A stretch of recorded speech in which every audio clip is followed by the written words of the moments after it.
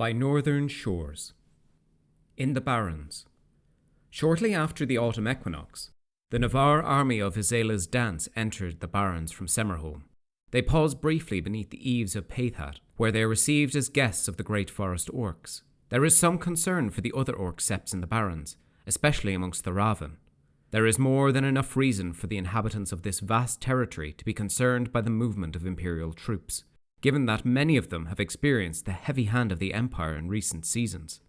Chief Valak of the Great Forest Sept offers reassurance. The Navarre are their allies, practically family, and there is no need to fear them. When Isela's dance marches east from the Great Forest, the spears of the pines march with them. Nearly 1,000 orc hunters and warriors, bound by loyalty and respect to aid their friends in the fight against their mutual enemy, the Druge. At the same time as the Navarre army is moving south into Eastring to join the desperate defence of Theranin, another army moves north into the Bleaks. The coming of the Griffin's Pride, however, is something the orcs of the Barrens might do well to fear. Questions of consequence. Too long have we watched as others decide the fate of our homelands. They give land to those who stood against us and spit in the face of the way. They give aid to those who hate us, while imperial citizens suffer with wars engaged in all our lands, with the coffers running dry. The throne speaks of virtue and vigilance, yet no others are prepared to act. We will not stand by idle while these atrocities continue. We will not fear to act.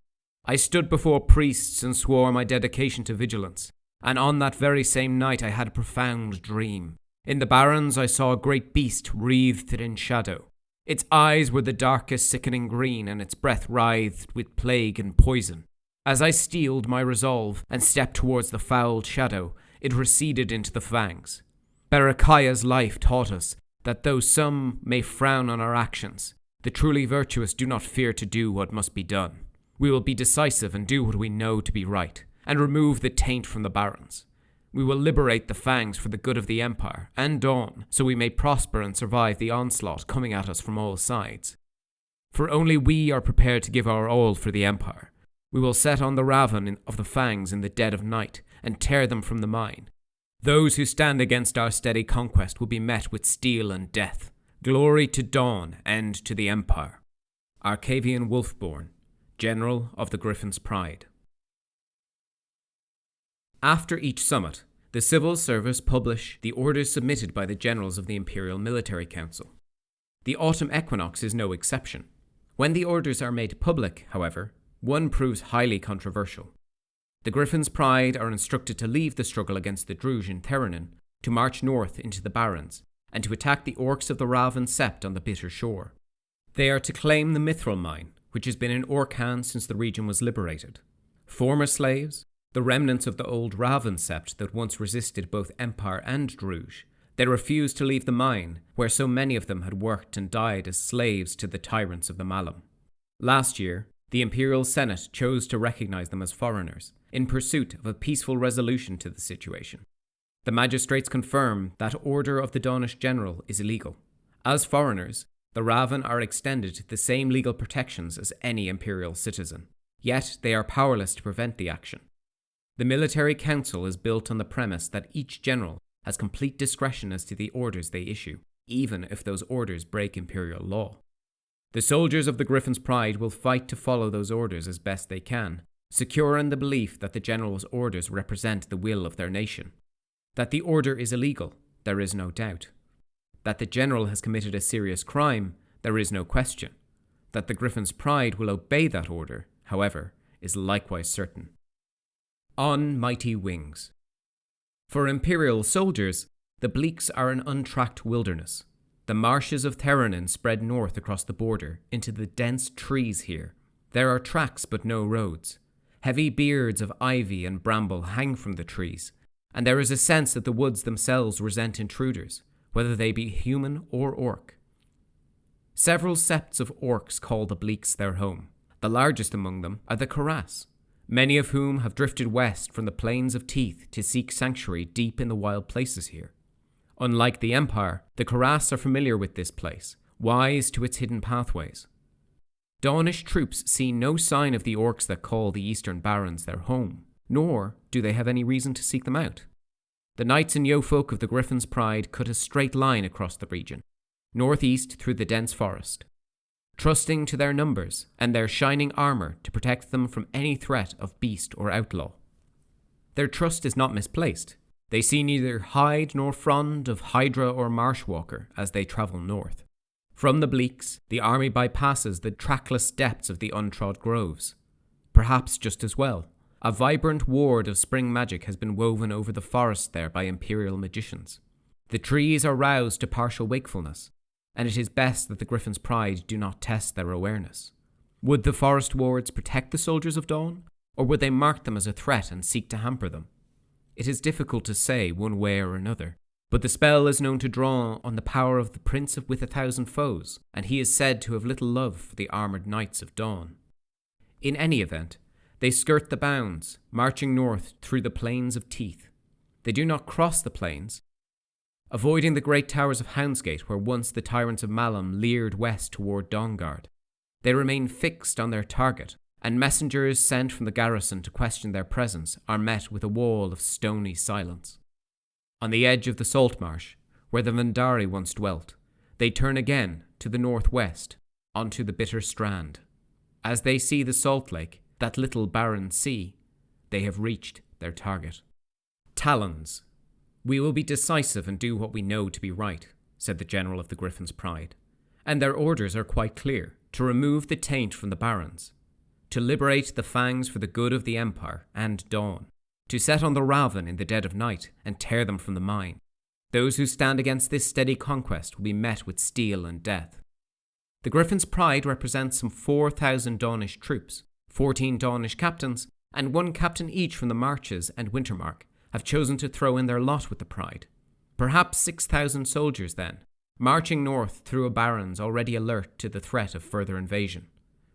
The Raven are not taken by surprise. As their emissary has said time and again, they are ready to fight to the last drop of blood to protect what they see as theirs, to die in battle, to cross the howling abyss with the aid of their ancestors, or to consign themselves to oblivion. Either way, they will die with blades in their hands. They have not been idle in the months since they claimed the Fangs. They have the tools and the skills beaten into them by the Druge to mine Mithril. Not on the scale that the Empire might work, perhaps, but they have armed themselves, made makeshift suits of chain and metal plate riveted to leather. They have been given a little aid by their fellow orcs, both those of the Great Forest and the Unshackled. Their numbers have been swollen by others, former allies and those who have sought out the protection of their sept. A handful of Vendari, several dozen former septmates of the Black Wind, now reunited with the Raven. The orcs have built some defences. Felled logs erected as makeshift barricades, a palisade around the entrance to the mine, to the teetering sea stacks that rise from the bitter sea, and the tunnels that bore through and beneath them. A village has grown up, of canvas tents and a smattering of more permanent buildings with low thatched roofs. It is a hard existence here on the edge of the sea, where the storm-tossed waters turn the stomach and quench no thirst. There is no discussion. The time for debate and politics is past. The Griffin's Pride draw up on the salt flats. The Raven sound what alarms they can and gather behind their meagre defences to face the inevitable charge. And then the Dawnish soldiers fall on the Raven like the devastating, deadly beast that is their namesake. The Raven are no match for even a single imperial army. They may have ambitions to raise an army and to reclaim their lands in the barons, but right now they lack the numbers and the resources to be a credible threat. They fight desperately, using every weapon at their disposal, but their commitment, their pride, their courage cannot change the outcome. They do not, however, fight alone. Clash and fray. It is, of course, a crime for one imperial citizen to slay another, or even to harm them. It is also a crime for imperial citizens to slay foreigners. For an imperial citizen to slay another who is in the process of murdering someone protected by imperial law, well, the magistrates rarely become involved to prosecute citizens who are attempting to prevent a crime. While the Griffin's Pride has marched north, the captains of the Empire have moved as swiftly as they may towards the barons. From every nation they come, to defend the Raven against the soldiers of Dawn. Indeed, the largest single contingent of soldiers and captains comes from the same nation as the Griffin's Pride. More than 30 Dawnish captains prepare to face down their own nation's army to protect people who bear little goodwill towards them. Significant forces from Varushka, Navarre, and the Imperial Orcs make the same hasty trip east. But no nation goes unrepresented in the struggle to save the Raven from the attack of the Pride. Their reception is, perhaps, not what they might have hoped. The Raven are extremely suspicious. They have no difficulty in believing a Dawnish army is coming to destroy them, to seize the Fangs. They've been expecting this for some time, ever since the destruction of the Montanians and the ravaging of the Black Wind. What they do not believe is that these Imperial captains, many of them clearly from Dawn and Varushka, are genuinely here to help them. They suspect a ruse, an attempt to trick them into abandoning their home, to giving up what tiny advantage they have. The idea that they might trust in the Imperial Senate, in the machineries of the Empire, to support and protect them seems laughable to the Orcs gathered at the Fangs. It will take more than words to persuade them. It will take action to show that these captains and their warbands are sincere in their desire to protect and to support the Raven. Of those who have come to their aid, it is the Dawnish that face the most hostile opposition. It is hard for the Sept to believe that the conquerors of the Barons have anything but their destruction in mind. The Varushkans who have made the trip to Bitter Shore face nearly as much suspicion. The shadow of the Iron Helms in the Northern Eagle hang heavy over the Barons and over the Raven. There are some who were once Black Wind before the Iron Helms broke them, and they speak openly against the idea that the people of the Barons should trust any Imperial ever again. Even in their extremis, even as the Griffin's Pride approach, they might still turn at least some of their would-be defenders away. Diplomacy can only do so much. The Highborn, and the Imperial Orcs in particular, do everything they can to reassure the Sept that this is no trick, that these people are here to help them, sincere in their desire to protect the Sept, to get them to see that all Imperial citizens, even those from the same nation, are not cut from the same cloth, do not have the same ambitions, do not see the Raven the same way. They cannot save the mine, but they can save the people. They can show the Raven that this is not the will of the Empire, and that there is hope, that this need not be the end. Some engage in spirited debate with the Raven. Others offer more direct aid, arming, armouring, fighting alongside the Orcs as they try to hold the Griffin's Pride at bay. Grudgingly, the Raven at least allow the Imperial champions to fight with them, to face the Griffin's Pride. Those of the Sept who cannot, or will not, fight are escorted to safety further along the coast towards the Carmine Fields. The rest remain, taking up spear and shield, bow and axe, to face the army of Dawn that bears down on them. Fall of the Fangs. Here then come the Griffin's Pride. They advance in the early hours of evening, expecting to overwhelm the Raven with force of arms. They surge along the shore, perhaps hoping their glorious strength, their armour blazing with the light of the setting sun, their swords and shields raised in defiance, will break the spirit of the cowardly Raven. They must have some inkling of the presence of Imperial captains on the other side. If the sheer number of those folks who should have been their allies gives them pause, it does not slow their resolute advance. Those who stand against our steady conquest will be met with steel and death, said the general. So be it.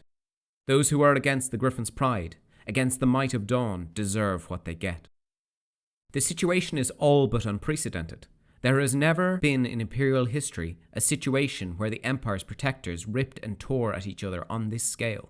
Not since the bad days before the Empire, before the peace that unions of nations brought, have the people of the Bay of Katazar fought each other like this.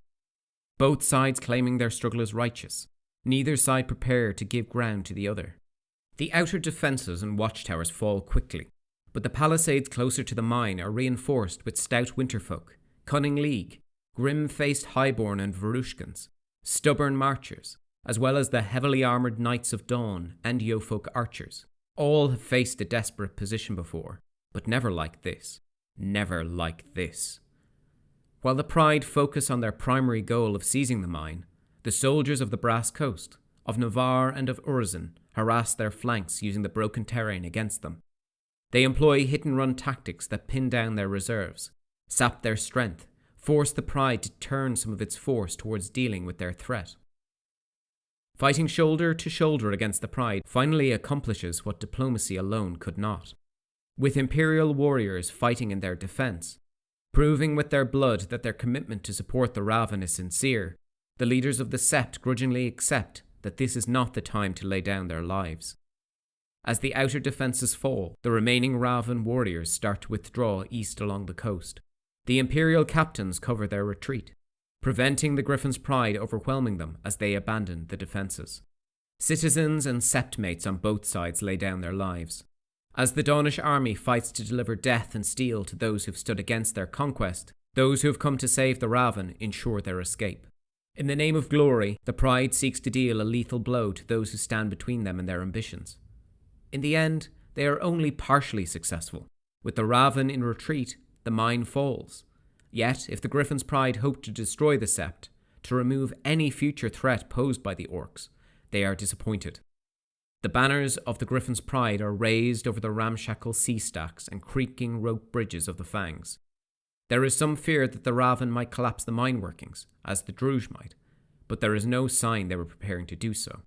Those captains who fought alongside the Sept could explain why, if they were inclined to do so. The Raven expect to return, to drive the Griffin's Pride away and reclaim the Fangs.